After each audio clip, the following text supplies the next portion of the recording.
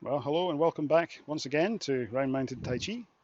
Um, so, the dark side is coming towards me. It's the shadow of the house. I'll be losing the lights, so this might be the last video of the day, but finishes off the form that we've been learning. So we've just got maybe some revision things to do another day. But hopefully I'll be in a position to start posting these. Of course, when you're watching this, it's already been posted, so it's kind of a moot point. Anyway, yes. Let's finish off the single whip posture. Okay, so as we've been doing, we'll get up to where we finished the long way round. So by going through the form, never miss a good opportunity to do the form. You know, this form is nice and short. Once the kettle's boiling, do a form. You know, you finished your breakfast before doing the dishes, do a form. Every time you do it, it will gradually start to sink in and settle and become part of who you are and what you do. And it'll gradually make more sense and you'll start to feel the flow and the movement of it. Okay? And hopefully when we start up classes proper, you'll be these proficient students who can go through this sequence in a nice controlled way. And there's something lovely about being in a room with many people in it all doing the form at the same time. There's a nice sort of energy, like the chi of the room, if you will. Okay, the energy of the room. It can be really good. So let us begin. So heels together, toes apart, arms just loose by your sides, allowing your thoughts and your breath to calm and settle. Just taking a moment just to prepare yourself in a way for doing the form. It's never a wasted few seconds or even a minute. You could just stand and just gaze out across the world, watch the clouds go by. Try not to get distracted if someone's got the telly on, that kind of thing. So sink all the weight down into the right leg, hands inflate in front of the thighs. Step out to the left. Transfer all the weight over onto that left leg. Square the waist to the north, pivoting on the right heel, stand up equalizing the weight. Arms rise, led up by the wrists. Then the fingers rise. The elbows sink as the hands come back. Elbows go back, fingertips point up. Hands come back down in front of the thighs. We sink, turn the waist and catch the moon. Transfer all the weight over onto our right leg, squaring our waist up to the east. Turn the waist to the diagonal. Take a nice controlled step, transferring the weight. So the left hand rises, the right hand falls, before turning into that left hip into ward off left. All the weight now comes forward onto that left foot. We catch the moon. Turn the waist to the diagonal. We now take our step. As we transfer the weight, the right hand rises, left hand tracking like a dish, and then we turn our waist towards the east. Turning a little more into that right hip, we then transfer all the weight squaring to the east onto our left foot. We turn into that left hip. The arms are released as we start to move our way back forwards, hand coming up and left hand coming up and over into press. Then transfer all the weight back onto the left leg as the hands separate. And as we transfer our weight back forward again, the hands turn away. Then all the weight comes back onto the left leg. The hands drift in front of us. We turn the waist towards but not to the north, allowing our right foot to turn that little bit more. Then transfer all the weight over onto that right leg. Okay, we're now ready from this posture here to carry on to complete the form. Okay, so that's an awkward position to get into just from the get-go. It's like, oh yeah, just get into this. I might be able to do it, I might be able to remember it every time, but still, I would always go from the push posture. Okay, so it's going to give you a lot of revision of the last lesson, but then we can add on the next section. Okay, so starting off, as ever, turn the back foot out, take your step, transfer your weight. Hands come into push. So all the weight back onto the left leg, allowing the arms to drift out, turning our waist, turning into that left hip, the right foot If it can turn towards the north, great. If it can't, don't worry, just turn as far as your body will let you. Okay, I cannot see what you're doing in case you do something you might be inadvertently hurting yourself. So I don't want you to be doing that. Okay, so always try and keep your knees above your toes, particularly if it's a weight-bearing leg. So into here, we transfer the weight across. And again, I'm trying to keep my knees over my toes. So we're catching the moon, catching the raindrops, turning into this hip. Okay, so I've coiled in here. Okay, now I need to release that tension.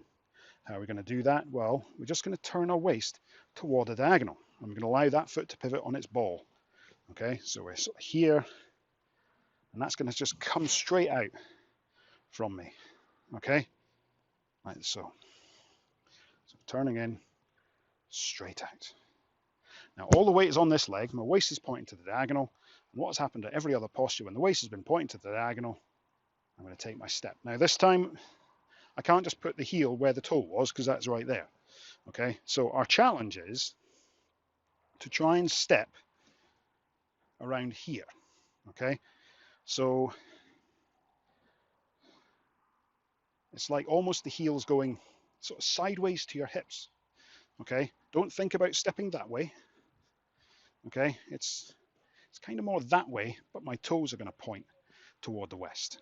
Okay, so taking that step again. It's just not too far, because you want to be able to bring that foot back in case there's a jaggy bit of Lego on the floor or something like that. Okay, so we take our step, and as we transfer the weight, okay, this arm's going to stay where it is, but this one is going to come up as if it's a mirror, so that you can look at yourself, admire how collected and calm and relaxed you are in the middle of your form.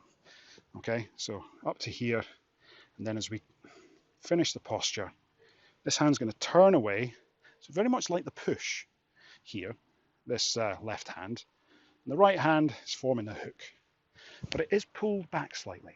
Okay, the professor Man-Ching, one of his things was being a doctor of Chinese medicine. Okay, it's got some interesting ideas. It's got some very strange ones, obviously, but he said that the single whip posture was one of the best for health. Okay, grass sparrow's tail was a lot of martial aspect. This was supposedly one of the best for health, and we're kind of opening up that side of the body, opening up the chest a little bit. Okay, not masses, but I can kind of see it in my periphery, and it kind of disappears here. So it's just, normally we don't take anything beyond this point relative to our body. We're not sort of drifting our arms behind us. Single whip is that slight extension. Okay, even when we're doing even when I'm doing this, I can still see my hand all the way around in that posture. It's still in this sort of area here in front of my shoulders. The single whip is pulled back just gently, just a little bit. Okay, so let's just do that a few more times. Okay, so from the push, so again, shoulder width, turn the back foot out, that nice controlling step forward into push.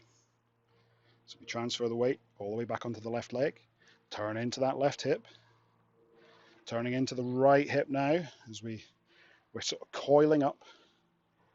We transfer the weight to the diagonal, we take our step, we transfer the weight, the left hand rises up. As we turn the waist, the left hand turns away. It sort of turns, it's almost as if your thumb stays still and your palm turns away into single whip. There, again, slightly more weight on this leg than on your right leg. You can just stand there for a while. Just feel the breeze. If you're outdoors, feel the breeze. Or open a window. Anyway, right. Okay, single whip. Let's just do it one more time. Okay. Always good to practice. Always good to practice. So again, into single whip.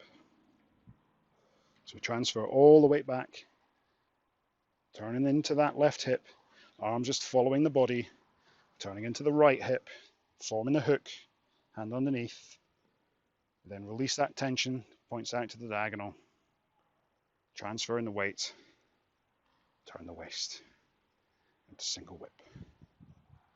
Okay. So it's a single whip posture. You can kind of see that there is this sort of, it's almost a whippy sort of action with this hand. You know, all the postures have some strange martial aspect. What exactly is this doing? It might be capturing someone's arm, maybe. In the end, it doesn't matter too much. You know, we're trying to do this for relaxation and for practice. And some of the things, if you get too het up on those, you can just end you in trouble. I think. You know, I think the best form of defense are these ones, away from wherever it's happening. Serve me well. Okay. Yeah, when such things are possible. So final time through the single whip. So from the push. So all the way back onto that left leg. Turn into the left hip, right foot turns to the north, turning and transferring onto the right leg. Turn to diagonal, releasing the hook, releasing the tension there. Take our step, transferring the weight, focus the posture. Okay. So there you have it.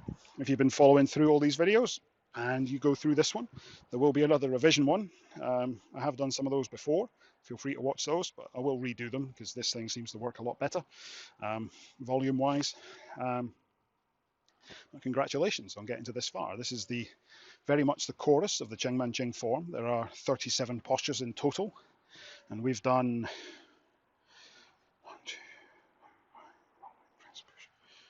about 7 or 8, depending on how they're counted.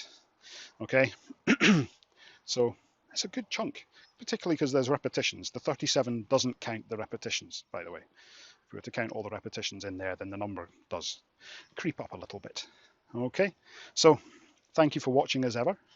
There will be a revision video, and depending on how the situation is, I may find a way to do some more videos, but it'll be a tricky thing trying to balance doing this, which I really enjoy, with doing the other things which are actually going to be putting food on my family's table. So we'll see how I can see what I can do to keep the balance, stay relaxed, keep practicing, and thank you for watching.